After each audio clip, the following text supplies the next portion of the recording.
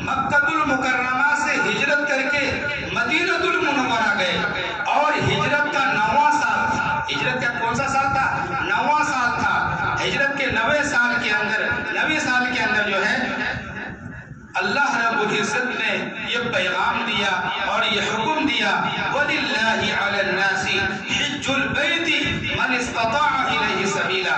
اللہ کے لیے حج کرنا ان لوگوں کے اوپر فرض ہے، ضروری ہے، جو لوگ وہاں پر پہنچنے کی طاقت رکھتے ہوں، استطاعت رکھتے ہوں، ان لوگوں کے اوپر حج کو فرض قرار دیا گیا ہے۔ سن 9 ہجری کے اندر حج فرض قرار دیا گیا۔ ایک مختصر سا قافلہ سن 9 ہجری کے اندر حج کیا، اور سن 10 ہجری کے اندر آقا مدنی محمد عربی صلی اللہ علیہ وسلم نے اپنا حج ادا فرمایا، جسے حجۃ الوداع کہا جاتا ہے۔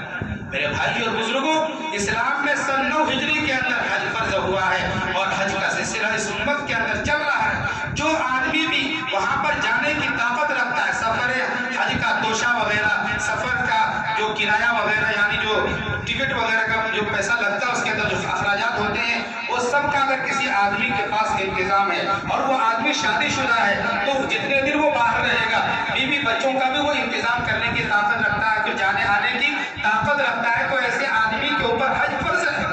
میرے بھائی اور بزرگوں، حج جس کے اوپر فرض ہو گیا، اگر وہ حج نہ کرے تو اللہ کہتا ہے وَمَنْ كَفَرَ فَإِنَّ اللَّهَ غَنِيٌّ عَنِ الْعَالَمِينَ۔ جو انکار کر دے، اللہ تعالیٰ سارے عالموں سے بے نیاز ہے۔ انکار کا ایک مطلب تو یہ ہے کہ آدمی کے اوپر حج فرض ہو گیا، اور وہ کہہ رہا کہ بھئی حج کیا پیسہ خرچہ ہوتا ہے، اتنے لاکھوں روپے لگ رہے، میں اس کو مانتا نہیں۔ اگر یہ جملہ اس نے اپنی زبان سے نکال دیا، اس کا ایمان ختم ہو گیا، اس کا ایمان سلب ہو گیا۔ یہ ایک انکار ہوا، اور دوسرا انکار عملی انکار ہے۔ عملی انکار یہ ہے کہ حج تو فرض ہو گیا اور زبان سے انکار نہیں کر رہا ہے، لیکن اس کے اندر خواہ مخواہ ٹال مٹول کر رہا ہے، تاخیر کر رہا ہے، تو یہ عملی انکار ہے۔